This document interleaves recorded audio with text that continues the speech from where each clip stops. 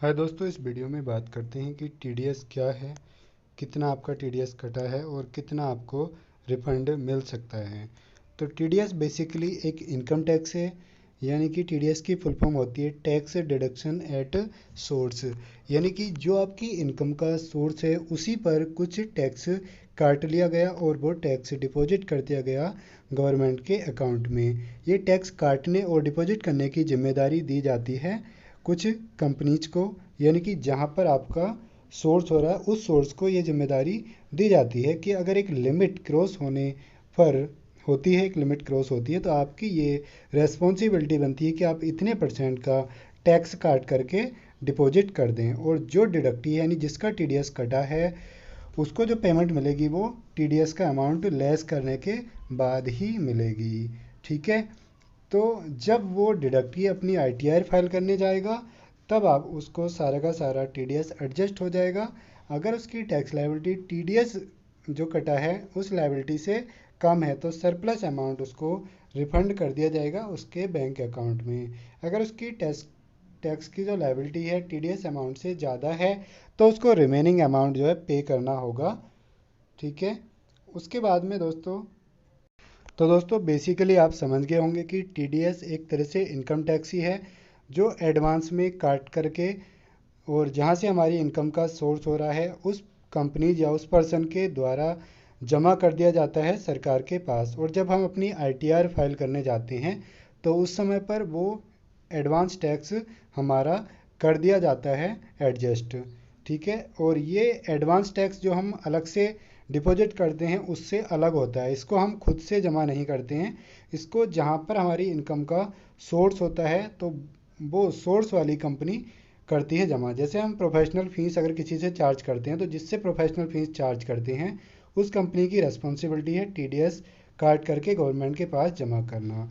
तो दोस्तों अब अपने ब्राउज़र में जाते हैं और ब्राउज़र में हम डालेंगे इनकम टैक्स इंडिया ई फाइलिंग .gov.in, और डालने के बाद में हम एंटर पर क्लिक कर देंगे। पहले वाले लिंक पर ओपन करेंगे तो इस तरीके से कुछ ओपन होगा, ऑनरिंग द ऑनेस्ट।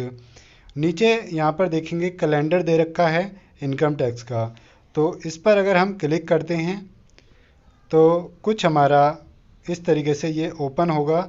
यहाँ पर सारे के सारे मंथ में दिया हुआ है कि क्या क्या हमें करना है। यहाँ पर फेस्टिवल की भी डिटेल दी गई है कि जनवरी 21 टू दिसंबर 21 तक क्या क्या फेस्टिवल हमारे हैं, और इस मंथ में कौन कौन सी हमें टैक्स इनकम टैक्स से रिलेटेड काम करने हैं, क्या टैक्स रिटर्न की ड्यू डेट होगी, क्या एडवांस टैक्स की ड्यू डेट होगी और क्या हमारी ऑडिट की ड्यू डेट होगी।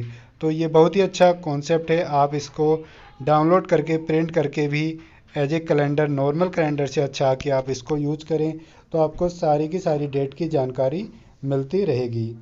ठीक है फ्रेंड्स, तो इसको भी आप यूज कर सकते हैं जिससे आपको सारी की सारी जानकारी मिल जाएगी किस तरीके से ये यूजफुल आपके लिए हो सकता है। प्लस आपको फेस्टिवल की भी जानकारी यहाँ पर मिलती रहेगी।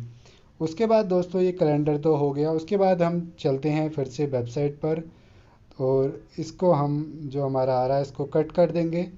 और अगर आप पहले से इनकम टैक्स की आईटीआर फाइल नहीं करते हैं तो आपको रजिस्टर्ड योर सेल्फ में जाना है, अगर करते हैं तो रजिस्टर्ड यूजर में जा कर के लॉगिन करना है।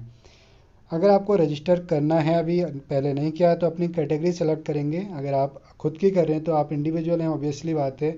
यहाँ पर अपना PAN number, surname, name, date of birth वगैरह डालेंगे। सारी की सारी डिटेल डालने के बाद में सबमिट कर देंगे। आगे नेक्स्ट स्टेप में आपको अपना एड्रेस वगैरह डाल करके लॉगिन आईडी क्रिएट कर लेंगे। क्रिएट करने के बाद लॉगिन करेंगे। लॉगिन में यूजर आईडी इनकम टैक्स में होती है आपका पैन नंबर डालेंगे और अपना पासवर्ड डालेंगे, कैप्चा डालेंगे और इस तरीके से आप अपनी लॉगिन कर देंगे। जैसे मैं अपनी यहाँ पर लॉगिन इस तरीके से कर रहा हूँ। ठीक है। कैप्चा डाल देंगे।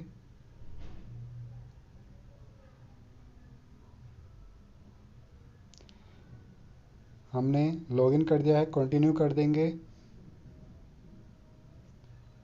ठीक है। उसके बाद ये हमारा डैशबोर्ड पूरा पोर्टल आ गया है। डैशबोर्ड इसमें देखेंगे लेफ़्ट साइड में, डैशबोर्ड के राइट में है माई अकाउंट। माई अकाउंट में दोस्तों यहाँ पर है फर्स्ट वाला BO फॉर्म 26ES, इस पर क्लिक कर देंगे और कंफर्म पे क्लिक करेंगे। यहाँ पर आ रहा है ना redirected to TDS CPC website. Confirm पर क्लिक करेंगे तो ये हमारा TDS वाली वेबसाइट पर हमें ले जाएगा। ठीक है, यहाँ पर हमें इसको एग्री करके आगे प्रोसीड कर देना है। उसके बाद और BO फॉर्म 26ES पर क्लिक कर देना है और उसके बाद हम अपना फाइनेंशियल ईयर यहाँ पर सेलेक्ट करेंगे। अगर हम करंट ईयर के लिए देख रहे हैं तो फाइनेंशियल ईयर हमारा 20-21 है और असेसमेंट ईयर 21-22 हम यहाँ पर सेलेक्ट करेंगे। BO एज में HTML सेलेक्ट कर देंगे और इस पर क्लिक करेंगे BO डाउनलोड। जब तक ये प्रोसेस नहीं होगा तो आपकी जो है ITR जो TDS है वो शो नहीं करेगा। तो मैं इसको एडिट भी कर सकता था लेकिन मैंने नहीं किया। मैं इसको, अगर आपके साथ ये प्रॉब्लम आएगी तो कैसे सोल्व करना है।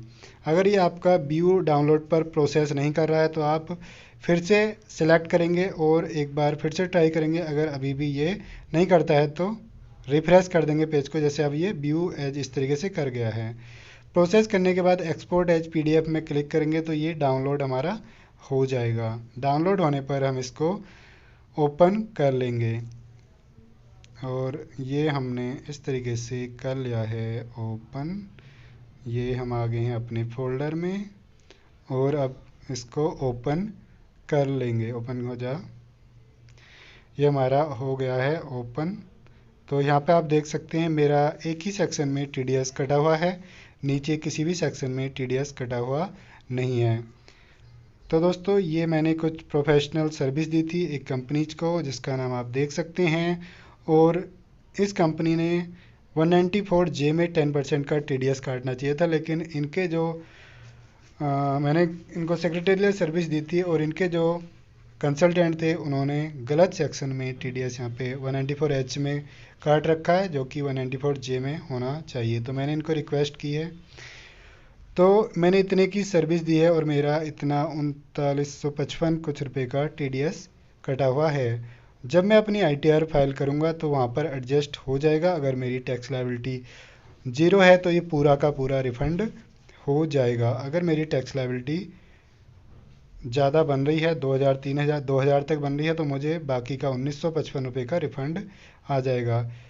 अगर आप माई अकाउंट के राइट वाले में जाएंगे ई फाइल में, तो यहाँ पर आपको अभी आप देख सकते हैं कि 20-21 फाइनेंशियल ईयर के लिए अभी ITR लाइव नहीं हुई हैं।